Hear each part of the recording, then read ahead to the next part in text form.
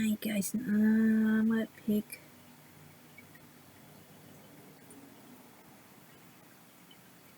9 times police chases went terrible wrong.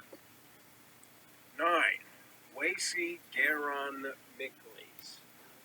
38-year-old Wacy Garon Mickles already had an extensive rap sheet when he stole a pickup truck earlier this year and sped through the streets of Oklahoma City, hitting speeds of up to 95 miles per hour and blasting through red lights. His lengthy list of past crimes include bank robberies, grand larceny, and robbery with a dangerous weapon. Just wait a But minute, Nicholas girls. took his reckless behavior to a new low when he drove fast enough to lose control of the stolen truck and smashed into a car being driven by 28-year-old Star Shells. Sadly, the innocent young mother died in the crash. She was 5 months pregnant and left behind 2 sons, and several other people came close to dying that day when Mickles narrowly avoided hitting their vehicles. He had sped off when officers tried to pull him over, triggering an intense police chase that unfortunately ended in tragedy. Star's surviving family members hired a lawyer who told the Oklahoman that police made the situation even more dangerous by chasing Mickles into a crowded area with a lot of people in it, especially during the busy early morning hours. Mickles faces a slew of charges, including first-degree murder by eluding, felony attempting to elude, driving with a suspended license, reckless driving, and being under the influence of methamphetamine. 8. Kelsey Rose Hauser. Kelsey Rose Hauser was a passenger in a stolen car being driven by someone who gave police no choice but to open fire. When the 25-year-old found herself caught up in a high-speed chase in El Cajon, California in early 2016, it must have been terrifying, but she probably did not expect to die. Tragedy unfolded after police tried to pull over the red Toyota that Hauser was riding in with driver Jeffrey Sims, 2 other passengers, and a dog. After briefly stopping twice, Sims put the pedal to the metal and accelerated the car toward an officer who was getting out of his patrol car. The policeman quickly pulled out his gun and fired 4 or more bullets towards the vehicle, which smashed into 2 squad cars before coming to a stop. No officers were injured, but Hauser and the dog both died. Detectives told the press that they believed Sims and Hauser were fugitives with warrants out for their arrest. They charged Sims with attempted murder of a police officer and felony evading. The 2 surviving passengers were arrested on drug-related charges. A team from ABC News did its own digging and found that Hauser had a felony warrant out for her arrest for repeatedly failing to show to court in another county for drug possession charges. She and Sims were also wanted in Colorado on felony warrants. 7. Darren Oga. In early 2019, police in Britain were pursuing a vehicle driven by 42-year-old Darren Oga, a crack cocaine addict who didn't have a valid driver's license or car insurance. The chase only lasted 14 minutes, but the damage was far-reaching and permanent. While driving in his wife's car along the Aspen Expressway with flashing lights in his rearview mirror, Oga hit speeds of up to 100 miles per hour. At some point, he drove across the road and began driving in the wrong direction, directly into ongoing traffic. Ogam's vehicle finally came to an abrupt stop when he crashed into a Ford Fiesta being driven by police community support officer Howard Burke. He hit the car so hard, Burke died instantly upon impact. The suspect told police that he had panicked because he didn't want them to seize his wife's vehicle. He admitted that he smoked crack shortly before the chase. Ogum was sentenced to 9 years in prison and was banned from driving for 16 years. The prison sentence he received can only do so much to comfort Burke's friends and family. but at least he's behind bars, where he can't take any more innocent lives. 6. Death of an innocent bystander.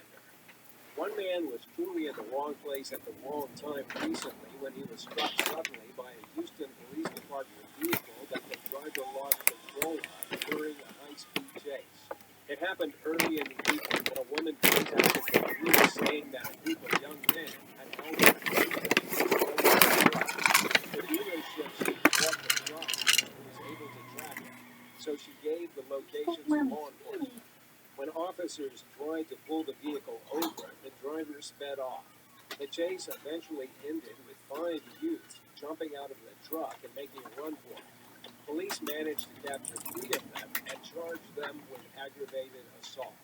Right as things were starting to wind down, an HPD unit veered off the road and crashed into a sidewalk pedestrian, killing him in the process. Emergency personnel tried to save the man's life, but it was too late. The 2 police officers who were in the vehicle that crashed had been with the force for less than 2 years. They were placed on administrative leave while the situation is being investigated. This is just one example of tragedies resulting from police chases in recent years. A 2015 study found that high-speed police chases have killed at least 5,000 innocent bystanders and injured tens of thousands more since 1979. The actual number is likely even higher, according to researchers, because there's not really a solid established system for keeping track of these statistics. But people are aware that it's a problem and have increasingly called into question whether it's worth it for law enforcement to chase suspects for anything other than extremely serious crimes. And there's a growing movement to discourage police from relentlessly pursuing people for minor offenses. On the other hand, some members of law enforcement have pointed out that the majority of the time, when someone flees police over a minor offense, it's because they are guilty of something more serious and know that they might get caught. Plus, as Milwaukee Police Detective Michael Crivello pointed out in a 2015 USA Today interview, letting criminals think that they can get away with their behavior only encourages them to commit more crimes and take bigger risks, putting even more lives in danger. 5. Close call. Pritchard, Alabama resident Ashley Howard is lucky that she wasn't on her front porch the moment a suspect's vehicle crashed into it, causing major damage to her home. The impact was intense. Howard told local news station WBMI that she actually thought she was going to possibly die at first. Police from the Mobile and Pritchard departments were chasing a pickup truck when the driver lost control and rammed into her house, tearing down the structure rails. The driver was gone by the time Ashley got outside to see what happened.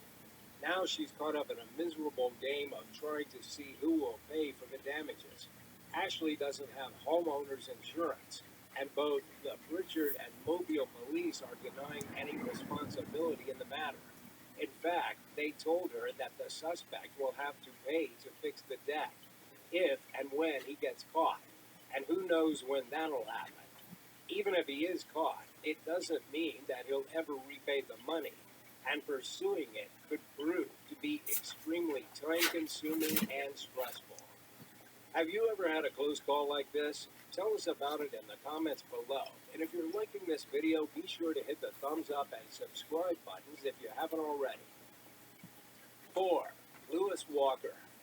While out on patrol in Evansville, Wyoming in the early hours of the morning, police noticed an SUV blow through a red light and jump a curve into a car wash parking lot.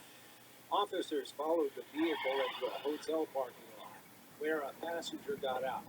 But the driver ignored their commands and sped off with 2 other passengers inside.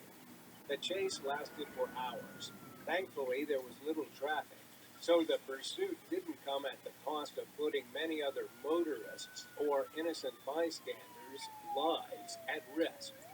As the SUV approached the town of Glen Rock, officers prepared ahead of time by laying a spike strip in the road. The vehicle ran over it and popped at least one tire, but the driver was undeterred and got onto the interstate. Even after one of the front tires came off, the suspect continued driving at 90 miles per hour. As the vehicle rolled along on its front rim, spewing sparks onto the pavement, it pulled over, let one of the passengers out, and then went back to fleeing. The man who got out of the SUV told police that the two remaining suspects had weapons and wouldn't go down without a fight. Officers once again deployed spikes, and the driver continued to evade capture. But as they were about to learn, you can't run forever, especially with deflated tires. The vehicle hit some rocks over a drainage ditch and finally came to a stop. After chasing the SUV for 58 miles, police took the suspects into custody at gunpoint without incident. They found a loaded handgun that thankfully didn't get used. The driver, Lewis Walker, admitted that there were drugs in the vehicle and reportedly confessed to having used cocaine before the chase. He faces multiple charges, including eluding police officers, reckless endangerment, possession of a controlled substance. 3. Vanessa Armstead. At the beginning of 2021, 32-year-old Vanessa Armstead received medical treatment after getting into a car accident in Utica, New York. The next day, she allegedly walked into an ambulance storage facility and stole one of the vehicles. She led police on a 137-mile chase across the state. State troopers tried to stop the ambulance just 12 minutes after the unauthorized driver got behind the wheel, but Armstead refused to pull over. She got off the thruway in Rochester, smashed through the gate of a yacht club, and drove the vehicle straight into Irondequoit Bay. Vanessa swam to a private boat that was out on the water and was taken into custody. It took divers and a crew from the Monroe County Sheriff's Office over an hour to retrieve the ambulance. Police charged Armstead with felony charges of third-degree burglary and second-degree grand larceny. She was held on $3,500 bail. Vanessa admitted to stealing the ambulance, but told investigators that she had no idea how she got to Monroe County.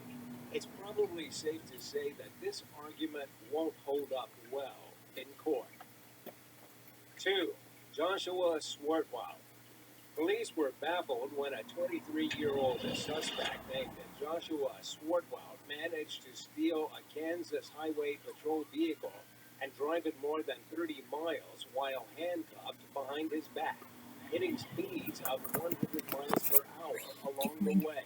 Swartwout was being transferred to a detention facility following an arrest on suspicion of car theft when he saw the perfect opportunity to escape. The officer driving the vehicle pulled over to help with a serious motorcycle accident, and since Joshua was riding in the front passenger side with no partition or rear seat cage separating him from the driver's seat, while the officer was preoccupied helping the crash victims, Swartwout slid behind the wheel and took off. A high-speed chase ensued, but the car eventually started running out of gas. So Swartwout pulled over and continued the pursuit on foot. Police quickly caught up with him and apprehended him, but they didn't ask how he managed to drive with his hands already cuffed behind his back. Kansas Highway Patrol spokesperson Trooper Ted Hillerman told ABC News that he assumed Swartwout drove using his knees, which is admittedly impressive, especially considering how he traveled through narrow stretches of highway with a ditch on each side. 1. Brian Sorby and Adam Craner.